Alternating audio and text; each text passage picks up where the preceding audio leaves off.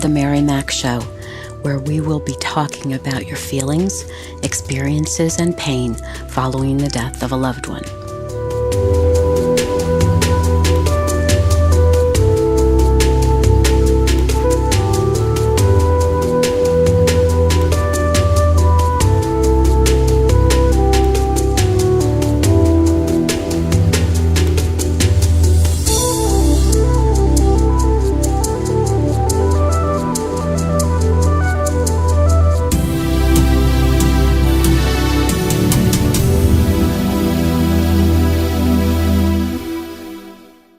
Good morning, good afternoon, and good evening. So how are you on this wonderful day? Did you take the time to find the perfect journal for yourself? Did you write at least 5 things you're grateful for each evening before bed? Did you find you wrote even more?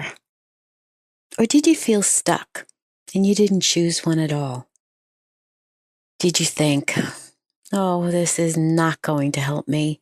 That's silly. Anyway, why would this woman think I have the energy to do this? And why would she want me to be happy? Doesn't she know that I'm absolutely miserable?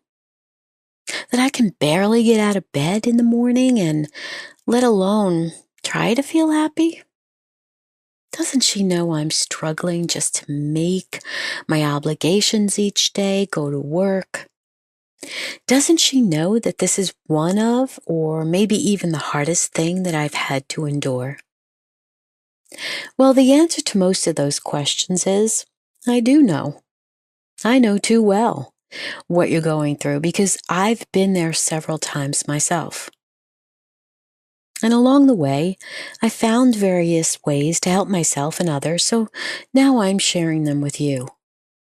They may sound silly, they may sound weird, but trust me, they can help you. When you create a gratitude journal, you are looking at positive things instead of the negative. You refocus your life to the positive, which helps uplift you, thinking of better things for yourself. It shifts you to attract better things and better experiences. And since, when we are grieving, all seems so lost, doesn't it? And we concentrate on what we don't have anymore. But this instead will give us something to appreciate in our lives. It can be the smallest thing that brings you joy. You just have to look for it. Did you get to work with less traffic today? Did someone unexpectedly reach out to you to have lunch together this week? Maybe you saw a beautiful sunset last evening. How did it make you feel? Did someone send you a card with a lovely note? Did you reread cards, letters, and posts online, which you might have forgotten when your loved one died? Maybe you never got to look at them, but you now see them with a fresh pair of eyes. Maybe it's time to send a lovely personal note of gratitude to them. Do it now so they know how much their love meant to you. But you might say, this happened so long ago. Months, maybe even years. Doesn't even matter.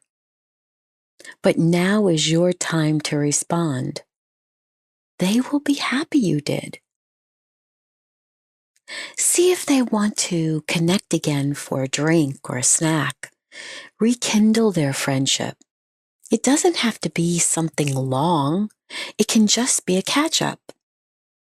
Then perhaps you'll visit again. No pressures on either one of you. So what else are you grateful for? The roof over your head, the sheets on your bed, the cozy blankets and throws that you wrap yourself up in when you're having a hard day, the coffee or tea, the special ones that you get for yourself, the animals that may grace your life, which are always glad to see you when you come home.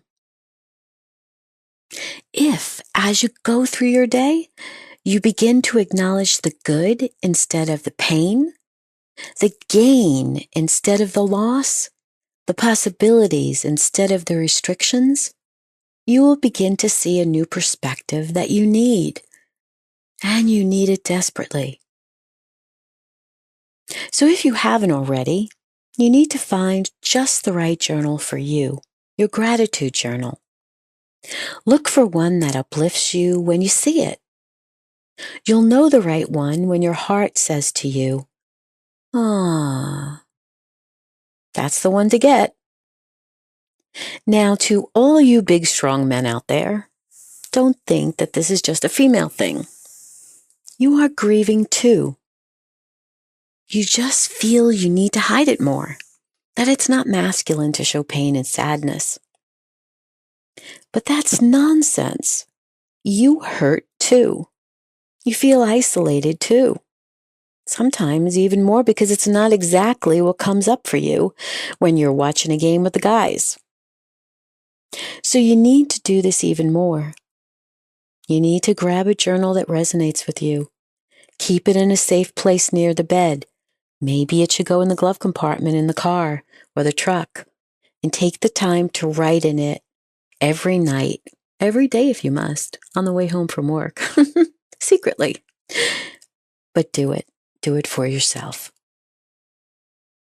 If you're married, both you and your spouse can take the time in separate rooms in the house, perhaps, to write. If not, you've got the entire bedroom to yourself to allow yourself permission to grieve. You're entitled to that grief. This is your personal time, so use it. When we sidestep grief, when we suppress it, we act like it doesn't exist, and you'll be just fine. It always comes back to bite us. So please don't do that. Get your journal and write in it every night or day. Now, some people ask, well, what if I want to write about my day and the hard things I've encountered? And for many years, I did just that. I wrote everything that happened in a given day, like I was a reporter. I left no detail out. And after a while, it became exhausting because I felt guilty that I hadn't recorded every single little thing. And then I'd have to go back and try to recreate the last few days. It was tough. And I wondered what I was really doing here, if this was really serving me anymore. And one day my godmother said to me, "Mary, why don't you actually start living your life instead of recording it?" Wow, that was an epiphany. After that, I gave her statement long consideration. I switched to gratitude instead of recording negativity and loss and sadness and getting upset over things I couldn't control. I decided to consider just writing good things in that journal to see what would happen. I decided I would forego blame and excuses, and while they still popped into my head at times, I just wrote differently. I started changing things around so they'd had a positive spin on them. When I was annoyed at something someone said, I changed it to, "I am grateful for how well I handled my friend's uncaring comments," or something like that. At first, it sounded kind of weird, but I started to enjoy it. It made me feel better. And when I would reread it, I was happier. I was more settled. I didn't feel so bad to reread the bad stuff. Maybe you'll say, "I am proud of myself for not accepting an invitation I didn't feel comfortable with. I am allowing myself to feel happy again in bite-sized pieces. I'm learning how to express my needs more. I feel proud that I took a short walk today, even if it was just around the block. I am happy I made plans for Christmas instead of isolating myself. I am feeling better about my relationship with my family." Do you see how you can turn situations around for the better? Can you change the language to make it more positive? Give it a chance, my friend. I believe it will be good for you. So with Christmas, Hanukkah, and other year-end holidays approaching, I'd like to offer you some suggestions on how to choose to keep things simple, as well as being selective as to what invitations you would like to accept. This way you can reduce your level of stress and anxiety. Even though we've experienced the death of a loved one, very close loved one, during this past year, or even in a previous year, the invitations for different events during the Christmas season and holiday season will still continue to flood in. And oftentimes, we're not sure how we're supposed to handle these. We really don't know if it's the right thing to continue to do that because we feel it's our obligation to go to these events. We don't know if it's just because of past attendance that we should attend, or simply a sense of feeling guilty that if we don't attend, what will people think of us, or what will they say? Or are we obligated to keep up with the Joneses, as they say, our next door neighbors? But in this kind of situation, everyone is different, and you have to take a few moments to make up your mind as to whether this is going to serve you or not. You need to be selective with invitations because this year there really aren't any shoulds anymore. You have to do what feels comfortable. You need to be surrounded by caring and compassionate people who will understand your grief and who will be willing to support you with whatever emotions may come up for you. So what I recommend is you have to build into each invitation the ability to change your mind. Now, what do I mean by that? It's okay to change your mind to begin with, okay? So with each RSVP, you might say to the person, I really want to join you, but I'm so afraid that I'm going to wake up that day and not feel like being around people, a lot of people. So I would like to accept this invitation on the condition that I could cancel at the last minute, okay? Or if I do attend and it just seems to get too much for me, that you won't be offended if I leave early. And this way, you've set the stage to be comfortable either way. You get to go and enjoy the party and not think about your sorrow as much, and you really do start to engage and be part of the community again, and it all works out beautifully.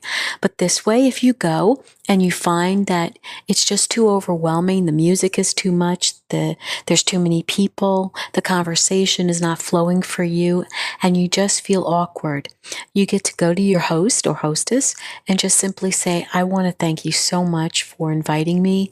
I'm really glad I came. You have a lovely party, and I think it's just time for me to go now. So thank you so much. Merry Christmas, Happy Holidays, and be on your way. And that solves your problem. When Christmas time comes around and holiday time, and we've experienced the death of a loved one, sometimes keeping planning simple is really the most important thing to do. Now, in past years, you may have been the type of person who decorates trees in different rooms in your home. You decorate inside, you decorate outside. You're the person who puts together a dinner party for 20 guests, either Christmas Eve or Christmas Day. You're the one who decides to bake 3 different kinds of pies and 5 different groups of cookies, and you go all out for the holiday season. And this year, it's different. Your energy level is different. You don't have the same motivation. You feel badly or you feel guilty because you're really not feeling up to doing everything you did in the past. I want you to understand that this is natural and normal. You are not always able to keep up with what you've done in the past. So to be able to help you to change that and to make better decisions, I am encouraging you to take a piece of paper and divide it into 3 columns. The first column, I want you to write down a list of all the traditional activities that you do or you partake in.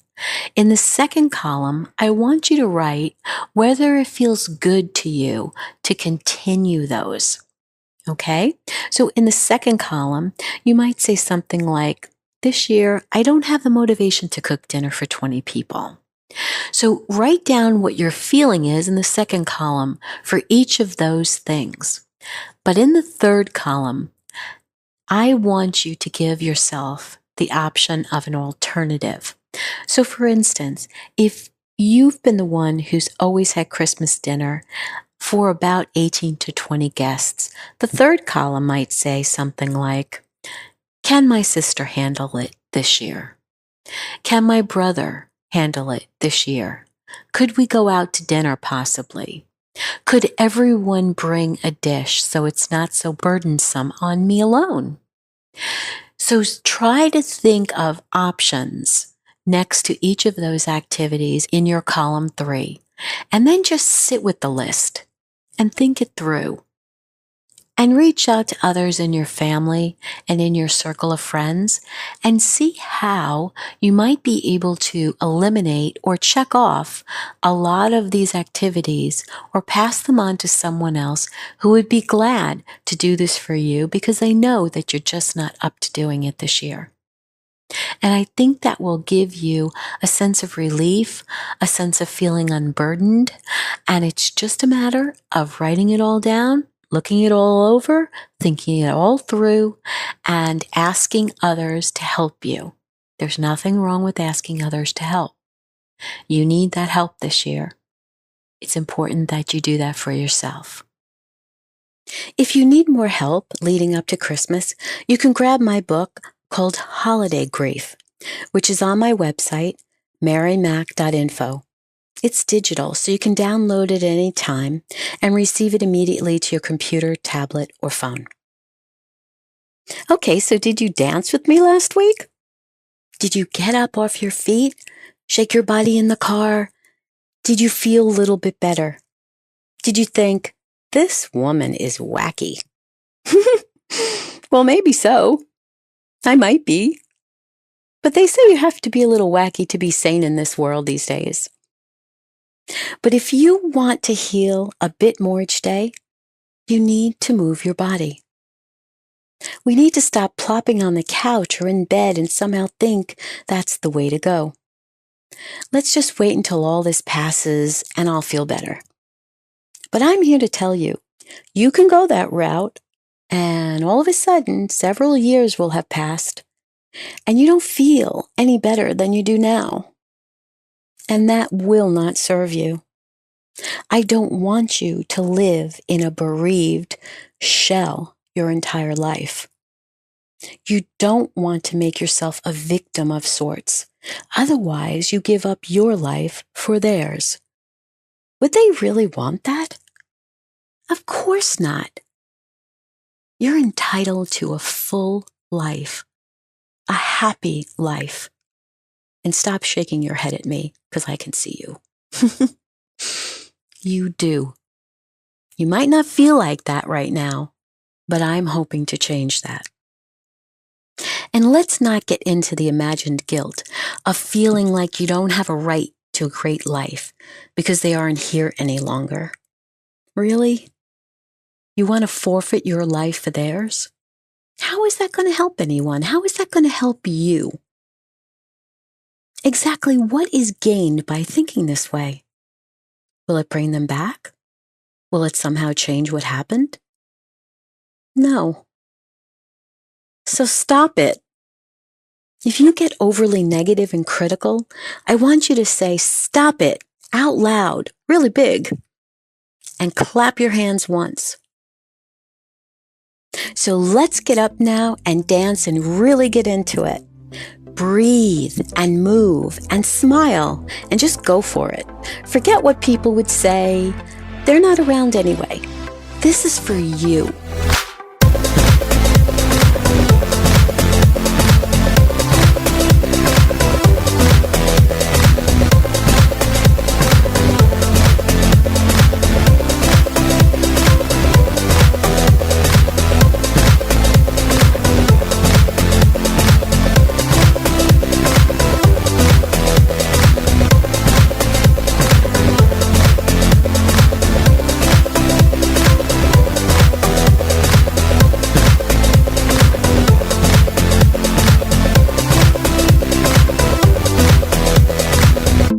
Thank you so much for joining me today. Remember to write 5 things you're grateful for in your journal every night before bed. If you feel negative thoughts, change them around to positive statements and add them in your journal. If you'd like to comment on what's working for you, go to my website at marymac.info, click on the podcast tab, episode 2, to leave your thoughts. I hope you're learning some unique things to help you. Now remember to feel happy because you deserve to. I'll talk to you again soon.